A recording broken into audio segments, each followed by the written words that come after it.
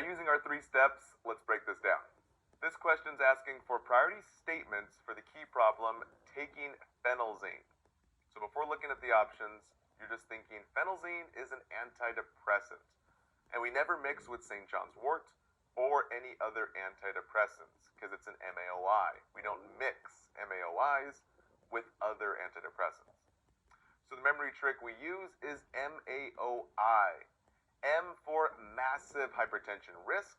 So we A, avoid tyramine foods like wine, beer, meats, and cheeses, basically any type of fermented food or packaged product.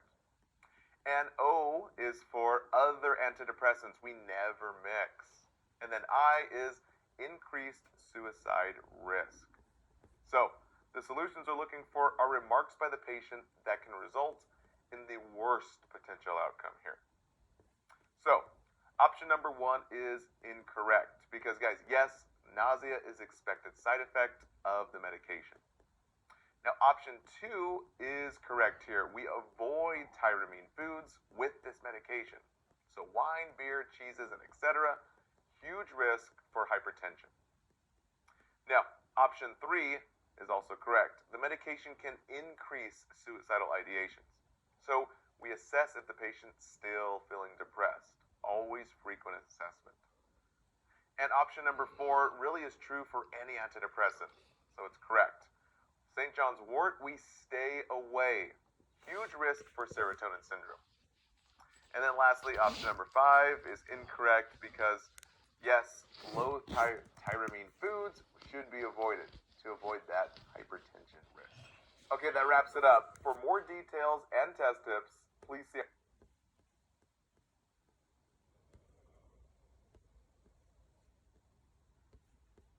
Now, using our 3 steps, let's break this down. This question is asking for which drug for the key problem requires an incident report. So before looking at the options, I'm already just thinking something that causes an error, injury, or a safety issue. Basically, who dies first.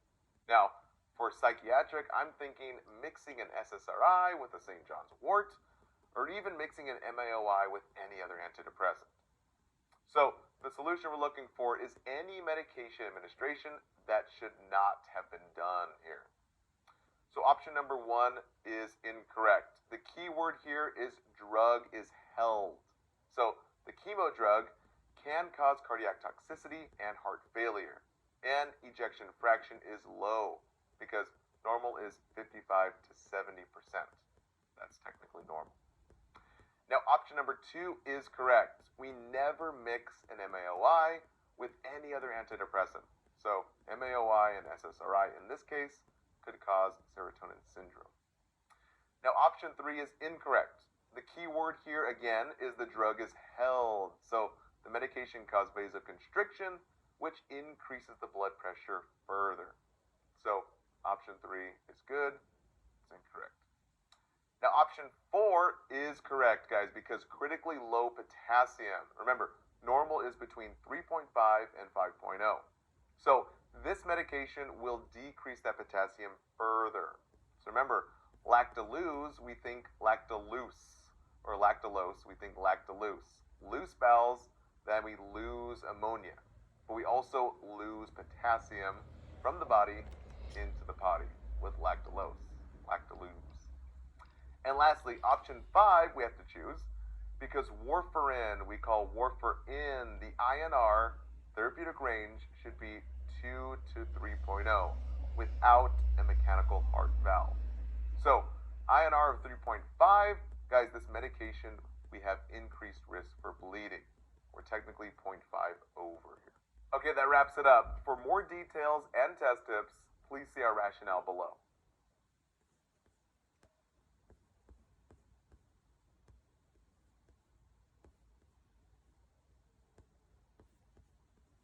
Now, using our 3 steps, let's break this down. This question is asking what to monitor for the key problem. You gave risperidone, and the patient's been asleep now for 30 minutes. So, what do we know about risperidone? We're thinking it's an atypical antipsychotic given for bipolar, schizo, or even just irritability. Now, it's given for aggressive behavior. So just think, we need a rest period for risperidone. And just think the big precautions here is it done rested your heart. So we have hypotension and prolonged QT intervals, as well as possible seizures. So just think risperidone, done rested the heart, and we got prolonged QT intervals and hypotension with risperidone. So the solution we're looking for are remarks made by the patient about this medication that are true. So option number 1 is incorrect here. Checking for schizophrenia history, guys, it does nothing for the patient right now. So always think what's going to harm the patient first here. So option number 2 is correct. Seizures are an adverse effect of the med. And option 3, hypotension, another adverse reaction or effect of the medication. Now option 4 is incorrect. Tachycardia is technically not a side effect here. But option number 5 is, so it's correct. So prolonged QT intervals is an adverse reaction or an adverse effect. So just think it done prolonged your QT interval with risperidone or risperidone. Okay, that wraps it up. For more details and test tips,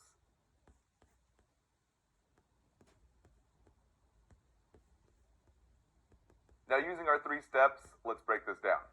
This question is asking for a priority patient regarding the key problem, the community health clinic. So it can give us any type of patient. So we're just thinking who dies first. So ABCs as well as safety. So the solution we're looking for is really who dies first or who's going to be injured the quickest. So option number 1, the inability to sleep is expected for ADHD. The patient's not dying first. Now option number 2, diarrhea and vomiting may indicate lithium toxicity. This would be technically appropriate, so it's very close, but it's not the best option here. The best one is option 3, which is the most correct. So the key term here is altered mental status. We're talking high fever, muscle rigidity, that sounds just like death. So the signs of NMS, neuroleptic malignant syndrome, guys, this is very deadly here. Any of these terms with any psychiatric drug or psychotic drug, even if you had no clue what to pick for all the options here, even high fever, mental status changes are priority. So just think, choose the patient that looks like they're going to die the fastest. So, NCLEX side note here. Mental status changes, guys, we use in crisis of many diseases here. So the term mental status change, just let that name help you here. So it's a term used in diabetes crisis, like HHNS, as well as hyperthyroid crisis, that thyroid storm. The key term is the mental status changes. So option number 4, our last one, is incorrect. Blurred vision and thirst is a normal side effect of that med. So option 3 is the best option. And again, the key word mental status changes, and guys, high fever. Again, just think who's going to die first. And out of all the options, option 3 would have died the first. Okay, that wraps it up. For more details and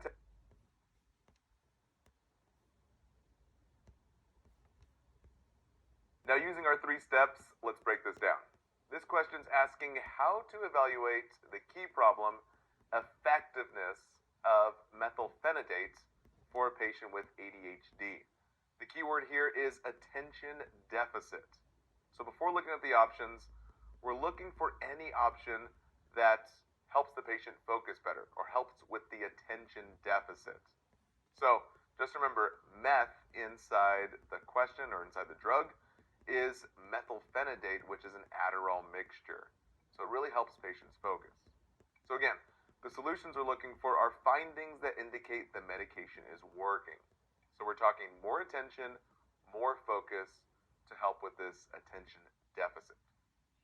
So option 1 is incorrect. ADHD is not an aggressive diagnosis. Now option 2 is correct. The patient engages in conversation. This is called, or basically known for, increased focus. And guys, the medication is working. Big indicator there. Now option 3 is incorrect. ADD is not a social phobia, so it's not correlated with this diagnosis.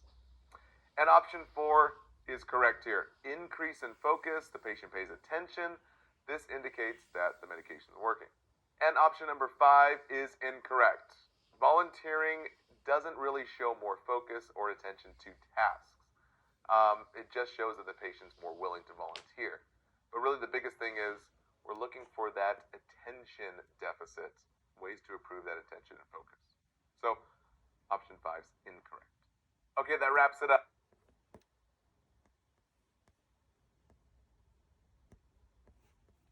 Now, using our 3 steps, let's break this down. This question is asking for which med for the key problem, potential for injury. Now, before looking at the options, we're thinking anything that can alter the central nervous system, as well as safety in terms of falls. Now, this is a big-time tricky question because it revolves around Beer's criteria, which is harmful drug list to avoid or administer with caution in the elderly. So, we're thinking huge risk for falls or toxicity, and the list of medication that can cause sedation, low blood pressure, and even urine retention, those anticholinergics. And it's a select all that apply. So guys, don't get too hard on yourself if you didn't know all of these medications. It's a lot to know. So the solution we're looking for are medications that can cause a safety issue for the patient. So option 1 and 2, we kind of generally know here, because alprazolam is a benzo that can cause a sedative effect. And option 2, atenolol is a beta blocker that puts the brakes on the heart, lowering the heart rate and blood pressure. So we're thinking massive fall risk from those 2, which are correct. Benzotropin in option 3 is a Parkinson's med that can cause dizziness and falling. So that's correct. And dicyclamine puts a dry cycle on the bowels. So a dry cycle in dicyclamine is an anticholinergic, so that's correct as well. And then oxybutynin is a bladder relaxant, also known as an anticholinergic. So option 1 through 5 is correct. The only one that's incorrect here is option 6, psyllium, which is used for constipation, and we really have no risk for injury there. So option 1 through 5 is correct. Okay, that wraps it up. For more details and test tips, please see our rationale below.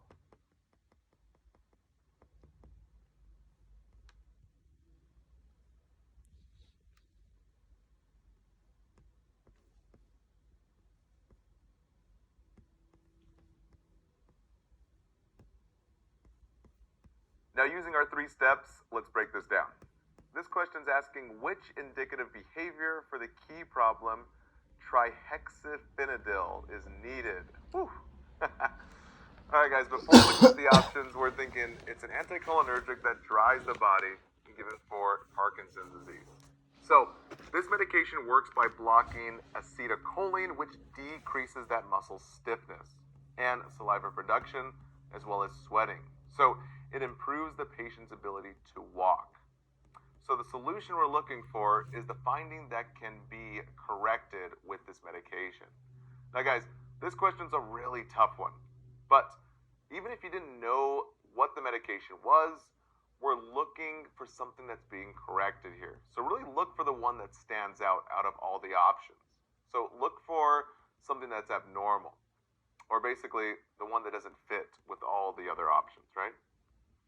So option number 1 is correct here. The abnormal facial movements and the dragging of the feet. So this medication will help with the muscle stiffness. So that's correct. Now option 2, 3, and 4 are incorrect here because catatonia is not treated with this medication, and hallucinations also not treated, and even psychomotor retardation not treated. So really the key word here was option number 1, the abnormal face movements and basically the unsteady gait. So that's what we have to choose here as the correct option. Okay, that wraps it up. For more details and test tips, please see.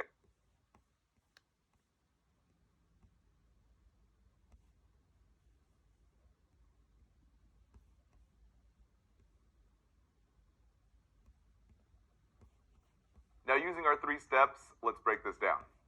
This question's asking which supplement to teach about for the key problem, over-the-counter supplements, and the patient's taking amitriptyline. So before looking at the options, we're thinking amitriptyline, just think Amy trips on things. And it's an antidepressant, and it's a tricycline. So with any antidepressant, we're staying away from St. John's wort because the risk for serotonin syndrome. So remember the memory trick, S for St. John's wort. We stay away from when taking antidepressants because S, serotonin syndrome. So the solution we're looking for are supplements that can affect this medication. So option 1, 2, and 3 are incorrect. Elderberry helps with immune and inflammation response and has no antidepressant effects. Now, ginkgo and ginseng help with blood thinning effects as well as cognitive function. So they're typically not good for any patients on blood thinners. And lastly, option number 4, this one's correct. With any antidepressant, we stay away from St. John's wort. Yes, it helps with depression and mood, but guys, antidepressants increase serotonin, and so does St. John's wort, leading to too much serotonin, indicating that serotonin syndrome. Okay, that wraps it up.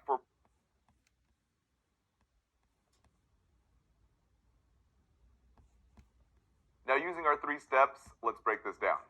This question's asking for a priority patient statement for the key problem, taking escitalopram. So, before looking at the options, we're thinking that it's an SSRI, it's an antidepressant, and it's a suicide risk, and the big risk for serotonin syndrome. So the solution is the priority patient statement here. So option number 1 is correct here. Sleep inability or insomnia is a sign and symptom of serotonin syndrome. So we have to choose it as correct. Now, option 2 is incorrect. Dizziness when standing is a normal side effect of the medication. And option 3, acetaminophen, is okay to take with this medication. And option number 4, sexual dysfunction, is technically a normal side effect of really any antidepressant, but it's really keen in the SSRIs. So option number 1 is our most priority here because big time indication for serotonin syndrome. Okay, that wraps it up. For more details and test tips, please see our rationale below.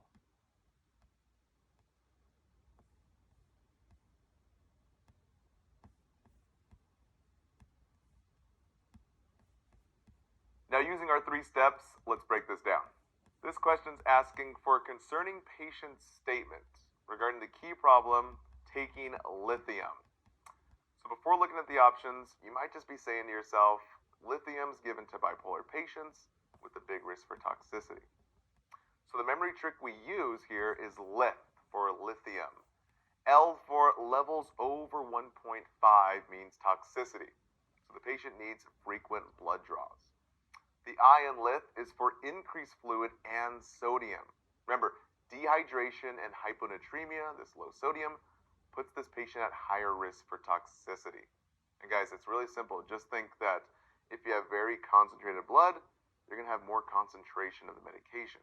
Just like alcohol, right? The more water you drink, the more dilute the alcohol gets, just like the medication. Now, T for the toxic signs, any dehydration, we're talking excessive urination and diarrhea, as well as thirst, would put the patient more at toxicity. And a big toxic sign is muscle excitability. And the lastly, H for LITH, is to hold the NSAIDs. Guys, NSAIDs is not good for the entire body, especially for the kidneys in this case. So the solution we're looking for are remarks by the patient that may indicate a problem with the medication. So option 1 and 2 are incorrect. Drowsiness is normal with the medication, and weight gain is normal with any psych drug, it seems like. Now, option 3 is correct. Guys, a big toxic sign, again, is diarrhea, vomiting, as well as abdominal pain. Remember, any type of fluid volume loss really puts that patient at increased risk for toxicity. Guys, the concentration of fluid in the body is getting low, so the concentration of the med is getting very concentrated. Now, option 4, a dry mouth is normal. It's a side effect of the medication. And option 5 is correct. Remember, think the H in lith, we have to hold the NSAIDs. So we have to hold naproxen. Naproxen is an NSAID that is not good for the entire body. And in this case, naproxen is really hard on the kidneys, and so is lithium. So it can't be given together. Okay, that wraps it up. For more details and test tips,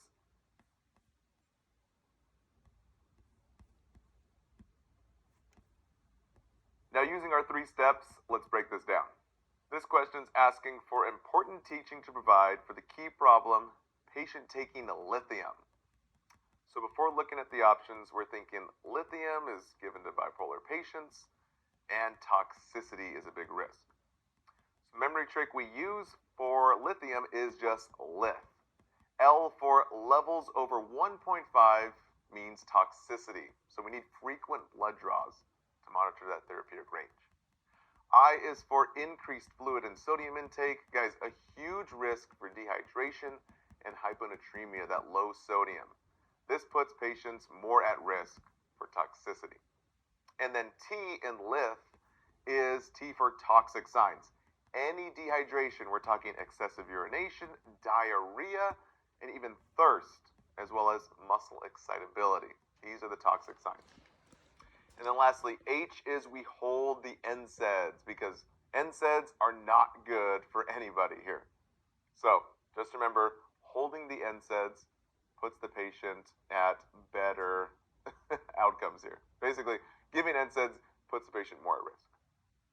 Now, the solutions we're looking for is education that should be provided to the patient. So option 1 is incorrect. We never avoid or withhold or restrict sodium intake.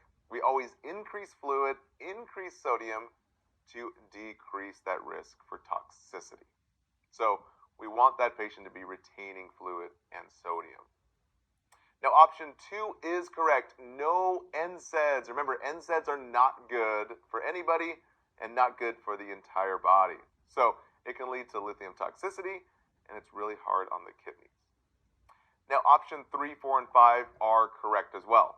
So option 3, key term is routine blood draws. We're monitoring those therapeutic ranges, 1.5 being the peak. And 4, dehydration can lead to lithium toxicity. And 5, increased thirst is a key sign of dehydration, really any dehydration. And for lithium, dehydration, huge risk for lithium toxicity. Guys, the blood just gets way more concentrated with less fluid, kind of like alcohol, right? And option 6 is also correct, but this one's a tricky one. So the key term here is agitation and confusion, which is a sign and symptom of medication toxicity. So a little side note, and NCLEX key term here, is agitation is typically used as a crisis word on the NCLEX. So it's constantly used for hyperthyroid crisis, known as thyroid storm, as well as hypertension crisis, and even low oxygen crisis called hypoxia. So guys, if you hear the word agitation, you have to think crisis mode. So option 6 is also correct. Okay, that wraps it up. For more details and test tips, please see our...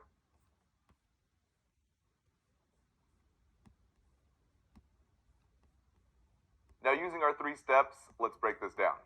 This question is asking for incorrect patient statements regarding the key problem, attention deficit, taking an amphetamine.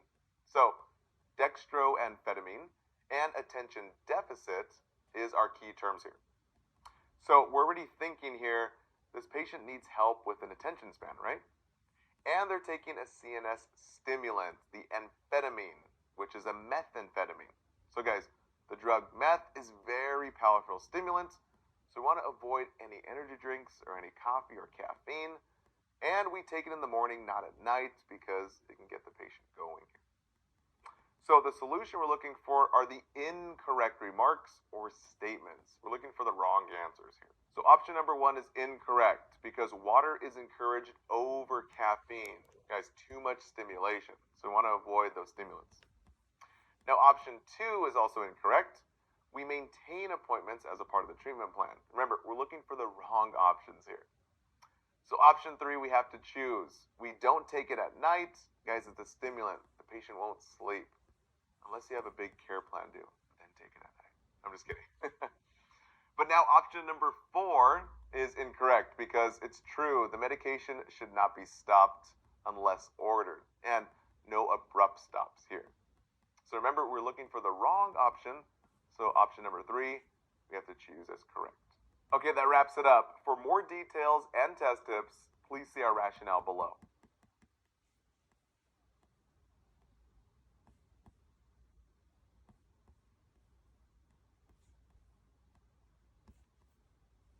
Now, using our 3 steps, let's break this down. This question's asking for incorrect patient statements regarding the key problem. You're taking mirtazapine. So, before looking at the options, mirtazapine is a TCA antidepressant, and TCAs, or really any antidepressant, can fluctuate the weight. In this case, weight gain, sexual dysfunction, and we always slowly taper off any antidepressant. And we never mix with St. John's wort. So, the solution we're looking for are incorrect patient statements for this antidepressant. So option number 1 is correct here. You should not drink at all while on this medication. Technically, any antidepressant. And option 2 is incorrect. We do report tremors, which is a sign and symptom of an adverse effect. Now, option 3 is correct here. Guys, weight gain is to be expected. There's no need to report it here. And option 4 and 5 we have to skip because increased appetite is expected and postural hypotension is another side effect of this medication. Okay, that wraps it up. For more details and test tips, please see our rationale below.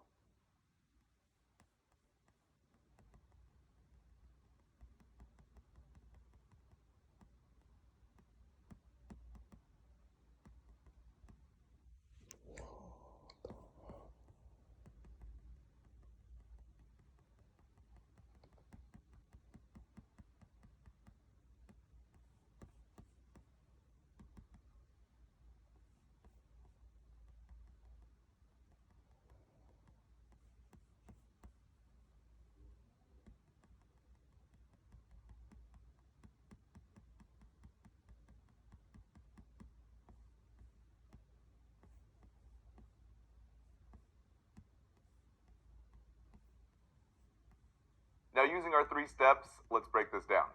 This question's asking for a priority patient statement regarding the key problem, taking citalopram. So, before looking at the options, we're thinking this is an SSRI medication, antidepressant, and the memory trick we use is the 4 S's of SSRI. So, S for sexual dysfunction, S for suicide risk increase, and the key word here is within the first few weeks of treatment, since the patient has more energy, really more energy to carry out the suicide. And the last 2 S's is S for slow onset and slow taper off, and then S for serotonin syndrome risk, which is very deadly. We're talking sweaty body, rigid muscles, and increased heart rate. So, the solution we're looking for is remarked by the patient that can result in the worst possible outcome. So option number 1 is incorrect. Nausea is an expected side effect of this medication. Technically, any medication. And option number 2, also incorrect. Insomnia is another expected finding. Now option 3, the key term is still depressed and more energy. So option 3, this more energy, is correct. Guys, huge risk for that suicide risk, giving the patient more energy to go out and carry out these suicidal ideations. Now this is big priority because the patient is more at risk for the suicide. Now option 4 is incorrect. The medication can take weeks to become effective. So just remember, S is for slow onset. And when you're adjusting this medication or getting off, you have a slow taper off. Never abruptly stop.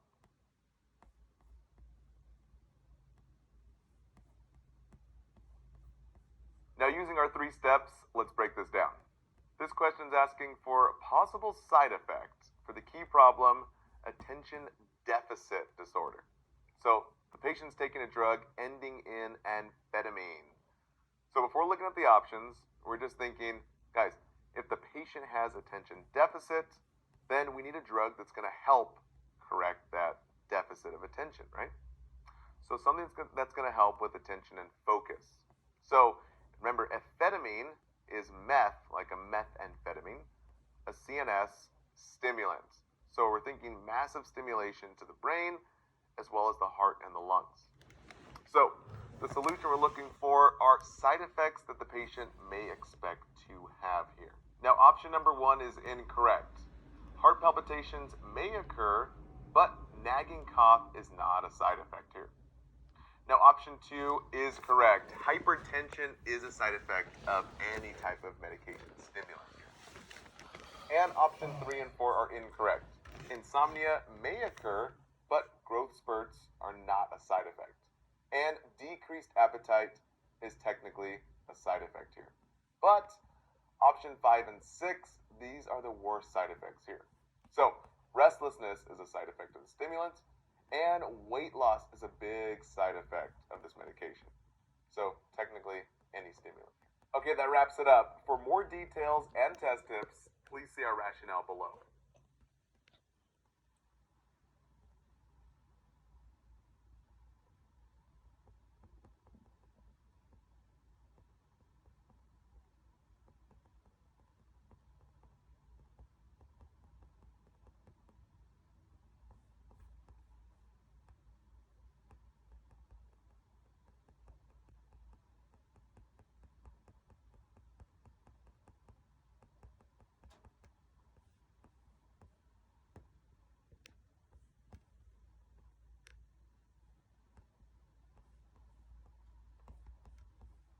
Now, using our 3 steps, let's break this down.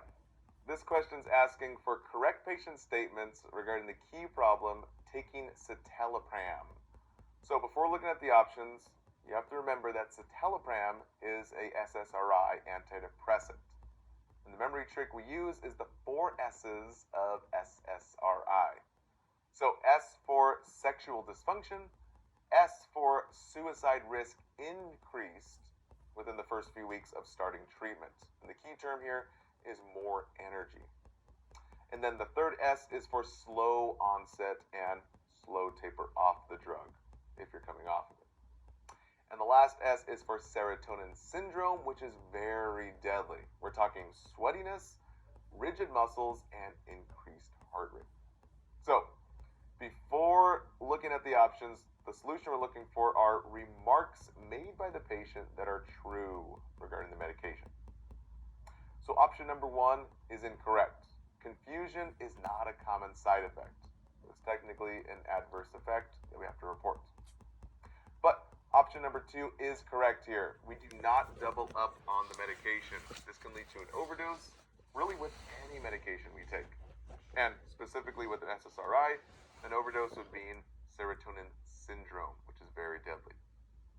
Now, option 3 and 4 are also correct. Weight gain is a side effect of nearly all antidepressants, really. And option 4, guys, we never suddenly stop the medication.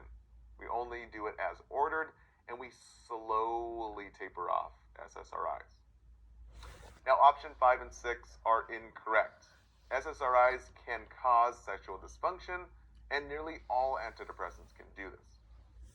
And option 6, we don't stop the med, guys. Remember, only as ordered, so we slowly taper off it. So, just remember those things for the SSRIs. Okay, that wraps it up.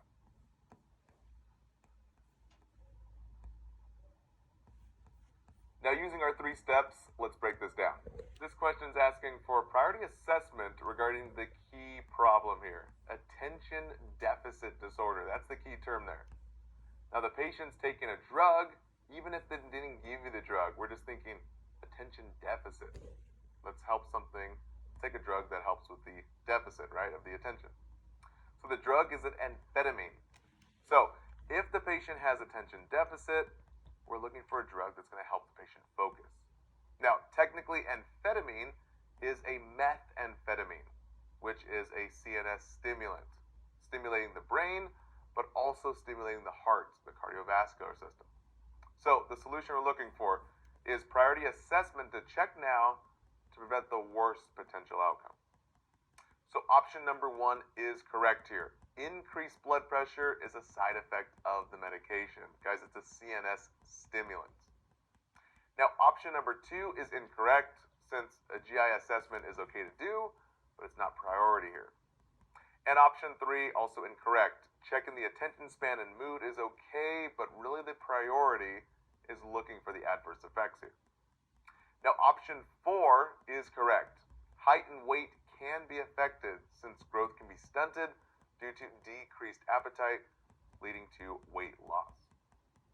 And option 5 is incorrect. Checking sleep and activity is okay to do, but again, guys, it's not priority here. So we have to choose what's going to harm the patient first. Okay, that wraps it up.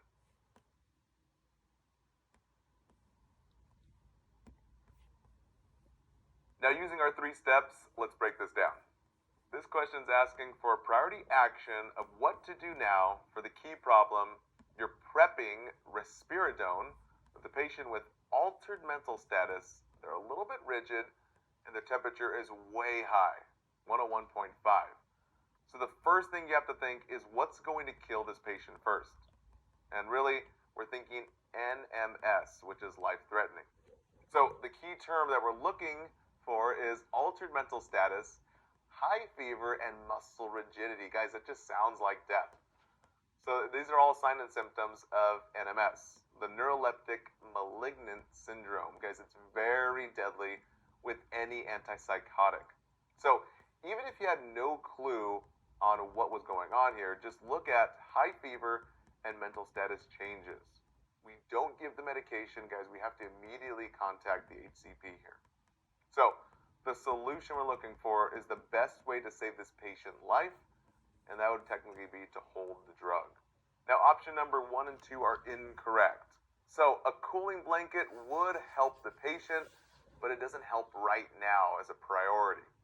And option 2, naproxen, would help with the fever, but guys, it doesn't help with the priority of not giving the medication. So option 3 would be the most correct here. Don't give the medication. Sign and symptom of NMS. Guys, it's a huge emergency. And option number 4, rechecking the temperature and giving the medication. So that option is disqualified because it's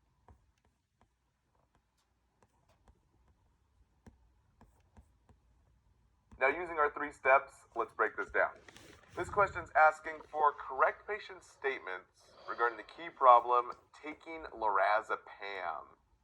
So before looking at the options, we're thinking this is a benzo given for seizures and anxiety. So the memory trick we use is Pam and Lamb is like driving a Mercedes-Benz, and that's how you know it's a benzo. It's very highly addictive and very sedating. So we only take at night, and we slowly taper off. No abrupt stops here. So the solution we're looking for are correct remarks made by the patient regarding benzos or this Pam and Lamb. Option number 1 is incorrect. Low tyramine foods are needed for MAOIs. And option number 2, also incorrect. Sun sensitivity is not a side effect of this medication. Now, option 3 is correct. We take at night for the sedative effects. And option 4, also correct. Never stop taking the medication suddenly. We can have rebound anxiety as well as rebound seizures here. And lastly, option number 5 is incorrect. Sedation is big, so we don't operate cars, bikes, or really any heavy machinery. Okay, that wraps it up.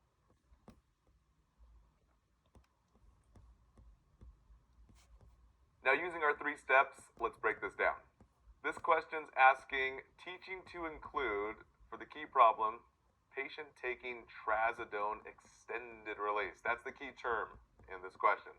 Extended release. So, before we look at the options, we're thinking trazodone is an antidepressant, and extended release pills should never be crushed or cut. We always take it whole, right? So, the solution we're looking for is education to provide this patient with this medication. So option number 1 is incorrect. Low tyramine foods Guys, those are for MAOIs, not for trazodone. So option 1 is incorrect. Now, option 2 is correct here. We never alter the medication. No extended release or sustained release, those are the key words. They need to be taken whole and broken down slowly in the body, never to be crushed or altered. And option 3 is correct really for any medication. Don't double up on the medication, which can lead to an overdose. And option 4, also correct. The medication should be taken the same time every single day for the best effect.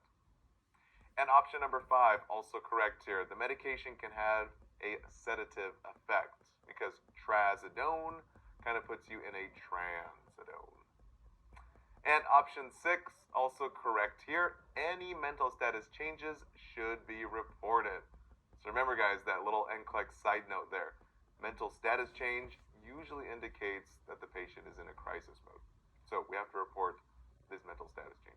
Okay, that wraps it.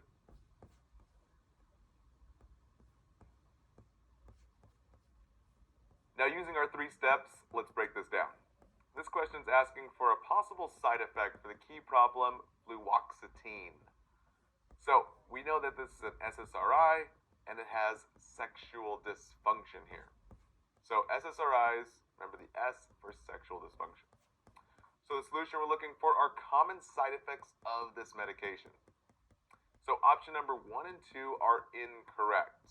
Drowsiness is not a common side effect, and increased appetite and weight gain is a common side effect here. So, for a lot of antidepressants.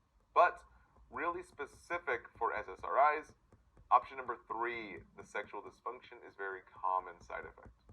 Now, option number 4, incorrect. Urinary retention is not a common side effect of an SSRI. That's more for an anticholinergic. So anything that dries up the body, like a tropium drug, where you can't pee with them. But for this option,